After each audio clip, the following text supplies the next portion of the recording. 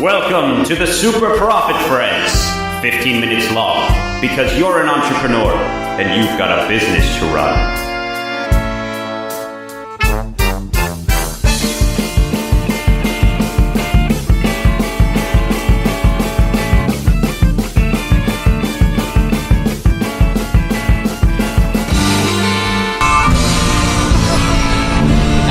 Microphone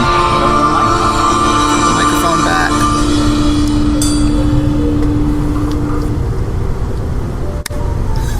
All right, and we are back with episode 12 of the Super Profit Friends podcast, SPF 15. And episode 12, we are talking about altruism and authenticity in your business. So Zach, why don't you give us a rundown of what we mean by that? Okay, so this is relevant because of the the conference that we just went to. Currently attending? Yes, that we are currently attending. We all kind of at points felt the same discomfort when we knew that the person speaking was just trying to sell us something. I didn't find as much value in those speeches. What I found value in was when the people that were up there were like real people, and they were just telling you like, here's the stuff you have to deal with, here's like the hard part, here's how I dealt with it, and here's how other people can move forward. When it was, this is how you're going to do it, you just have to get this product, it was like you lost my attention. And you can, when you see where someone is not actually trying to help you and they're just trying to sell you, it turns you off from the exchange. Like, for me at least, I get like cut off, and I'm not gonna participate in that product anymore. Yeah. Hence why we bounced and hung out in the pool and hot tub instead for a bit. Right. That I think that's the same. It's the same mentality. Like when you go to buy a car, and you can tell that the car salesman is not like, they don't actually care about you. They're just trying to get the sale. Like, and they have that fake. Just that fake approach to talking to you, where like you can tell they're just trying to make you like them so that they can sell you the car. Yeah. But they're not, like, they don't actually care about getting you the car that you need at the best price possible. They just want you to buy the car and get out so they can get to another person and make more money. Which car are they going to get the bigger commission from? Right. Exactly. Yeah. So when we talk about altruism and authenticity in particular, we're talking about making sure that when you are selling something to somebody, when your business is approaching other people, that you're doing it in their best interest, not just to make money. Yeah. And if Walter were here, he may say yes, but money is super important. And yeah, all of us agree with that. Money is absolutely an important aspect of running your business. If you do not have money, you will not make your business survive. You will not grow. You won't be able to help as many people. So yes, making money is absolutely important. And again, authenticity, when making that money in an ethical way, by really trying to do your absolute best for your customers, your clients, that is what it's about. That's something that people can see. Oh. Nothing to say? All right. Hey, what do you think? You just came right to it. I mean, I agree completely. People can tell when you're, lying or trying to fluff it up a little bit. They can tell a real BS artist. Yeah, you know what I mean? It's, but a lot of people don't notice that. And I feel like because we maybe are in the game, we notice it a lot more. Yeah. Sorry, I didn't mean to cut you off. No, it's all good. It's completely good. I mean, I don't know. I kind of notice it in my industry. I feel like if you don't know what you're talking about and you try to act like you do know what you're talking about, you look like a fool. But the real, when it boils down to it, is they'll know when you do it and it's wrong. Yeah. And it doesn't work. Yep. I mean, that's the only way I can really relate to it in my industry, I feel like. I mean, in that regard, maybe in one way, I should say. Well, so I have this mechanic, and I will 100% throw his name out for anyone who is in the Fall River or Tiverton area. State Line Garage in Tiverton. His name is Brian Aguiar, and he is the absolute best mechanic you will ever find, and I refer you to him 100%. and It's completely true. willingly. I don't need He's any kind of amazing. incentive for is that. amazing. He is absolutely hands down the best mechanic around. He will not screw you. I'm sure everyone remembers Dane Cook when he was big before his grand fall, but he had a joke about, at least I'm pretty sure it was him, about how he went to a mechanic and the mechanic was obviously an exaggerated part of the joke, but like a unicorn. Oh yeah, there was a unicorn in your exhaust pipe just jumping up and down and poking holes. He's like, yeah, sure, man, whatever. Just do what you need to do to fix the car. And a lot of mechanics will make things up just to make extra money off you. And it's not just mechanics. There are a lot of businesses that will try to get that extra sale, and they are just dishonest. And that is not the way to go, because I brought my car to someone else one time, and they told me I needed this certain thing, and there was never a problem with it before, and it was going to cost me like $130. I brought it to my mechanic. He was like, it's like a $3 piece. And he fixed it for me. He was like, honestly, there's no way that could have come off on its own. Like, it had to be taken off. Yeah. So it's clear that other place like literally pulled it off just so that I would have an issue. So I'd have to go back and spend $130 to have them fix what my mechanic was able to do at cost. You know. So I think that again, like, don't try to screw your customers. Yeah. Like, you need to make money, but you need to do it ethically, because they're gonna brag about you if you do things the right way for them. And the goal with every interaction with your customer is that their life, their story has improved after every interaction you have with them. And that includes every interaction they have with your product. So if you're not giving them the best thing you possibly can, you're damaging yourself, because you're not living up to their view of you, right? Their view of you matters more than your potential, right? Because their view of you is what the rest of your clientele are going to see as your potential, right? So it's always better to deliver more than what you claim, as opposed to coming up short. Yeah, it's worth the extra energy, extra money, extra investment if needed. Yeah. And actually, on that same note, actually, since we're talking about this topic, it's actually kind of funny, because 3 days ago, I had messaged a bunch of the students and the students' parents at AMP Academy, because I wanted to know the answer to 3 questions. I wanted to know what or how they found AMP Academy.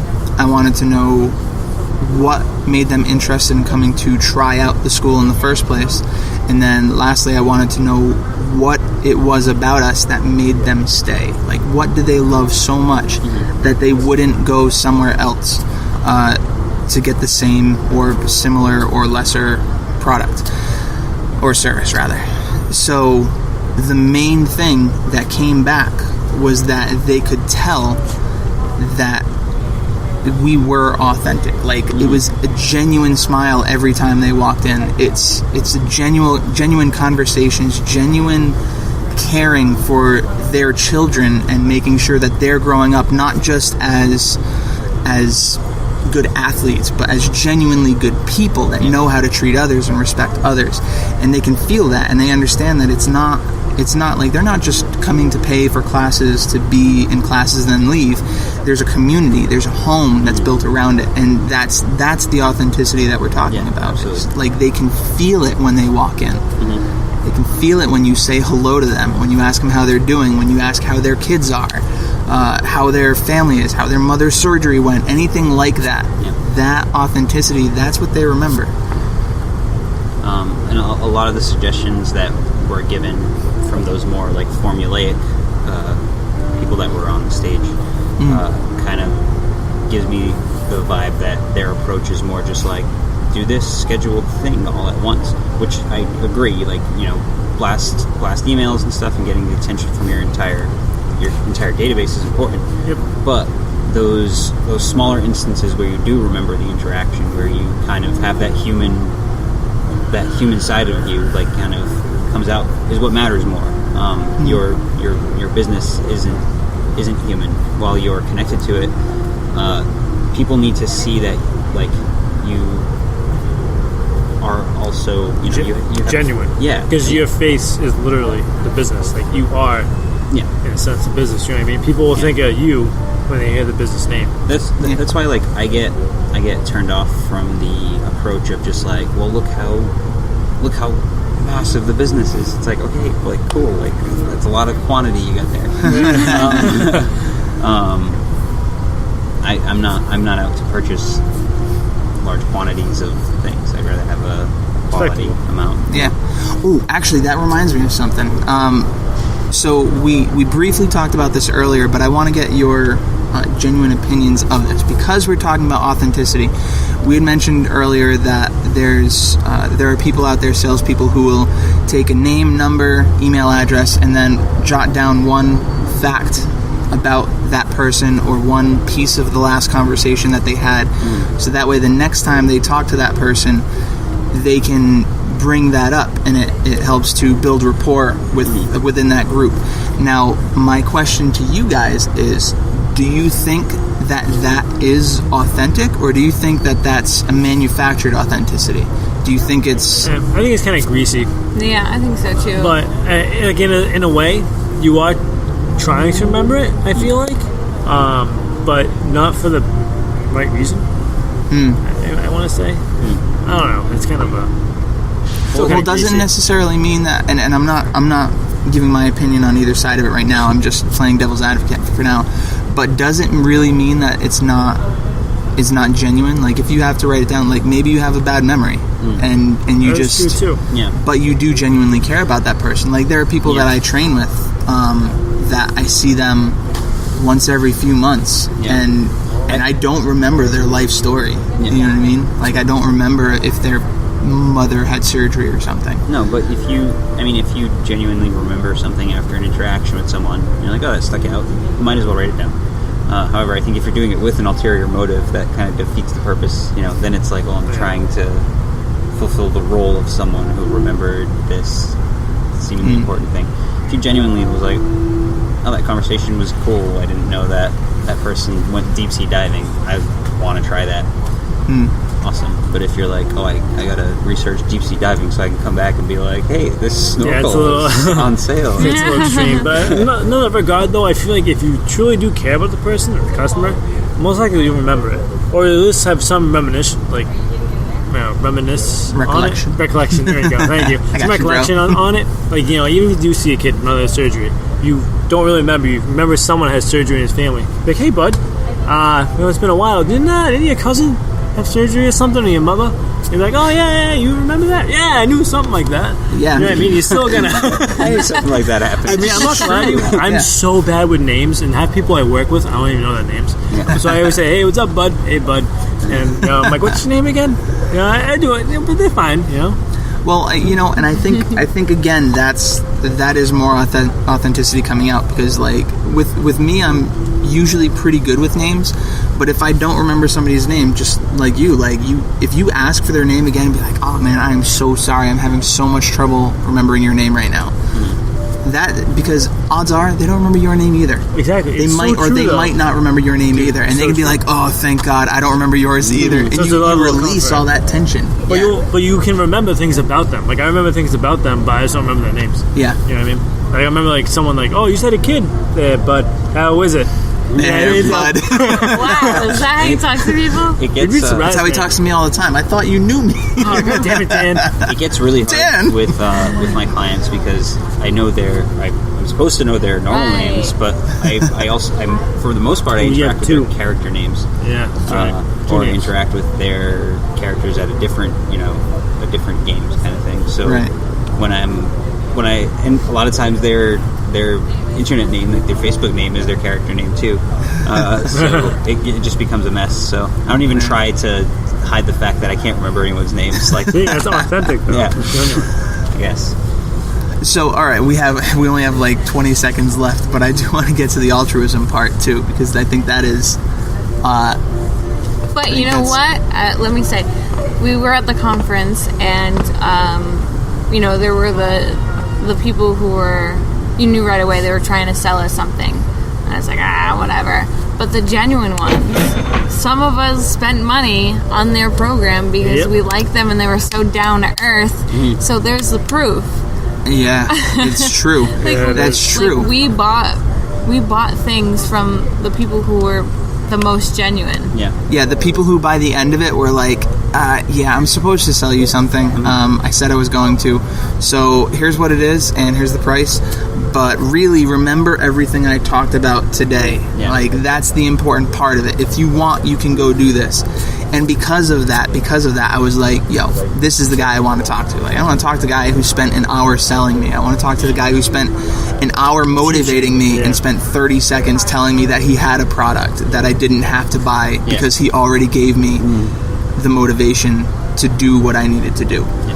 Like, that guy was awesome. You know? Anyway, okay, so I think we're going to end up doing a separate podcast on altruism because we did focus primarily on authenticity. So we are past the 15-minute mark. So with that said, thank you guys for joining us for episode 12 of the Super Profit Friends SPF 15 podcast. Remember that when you guys are working with your customers, stay authentic. Did I say customers? Yeah. Did I? When you're working with your customers, remember that you guys are doing them a service, and you should genuinely care about what you're providing them. If you genuinely care about your customers and their needs, then they will always come back because they will sense that caring. They will sense that authenticity, and you will survive because of that. Survive and thrive. If you wouldn't buy it, don't sell it. Right, the golden rule. Every interaction, though, like, even, like if you wouldn't like enjoy an interaction with somebody, don't act that way. Yeah, the golden rule: to treat others how you would want to be treated, and then steal their gold. Yeah, steal their gold. All right, guys, thank you very much. We will see you on the next episode of Super Profit Friends. Fare thee well.